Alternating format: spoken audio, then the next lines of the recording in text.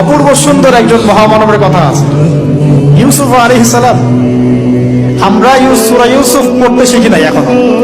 আমরা সবাই মনে করি সূরা ইউসুফ মানে হচ্ছে ইউসুফ জুলাইখার প্রেম কাহিনী, আমরা এটাই মনে করি। সূরা ইউসুফকে আল্লাহ পাক সবচেয়ে শ্রেষ্ঠ উপন্যাস বলেছেন, আহসানুল কসাস। একটু গভীরভাবে পড়ে দেখবেন অর্থগুলো। এটা ইউসুফ জুলাইখার প্রেম কাহিনী নয়, এটা ইউসুফ আলাইহিস সালামের সাথে তার বাবার মহব্বতের কাহিনী।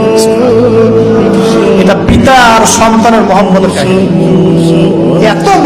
এত মহব্বত যে সন্তান 20 বছর আগে হারিয়ে গেছে, যে সন্তান কূপ থেকে রাজপ্রাসাদে, রাজপ্রাসাদ থেকে জেলখানায়, জেলখানা থেকে আবার মিশরের গভর্নমেন্ট মানে পলিটিক্যাল পাওয়ার এসেছেন।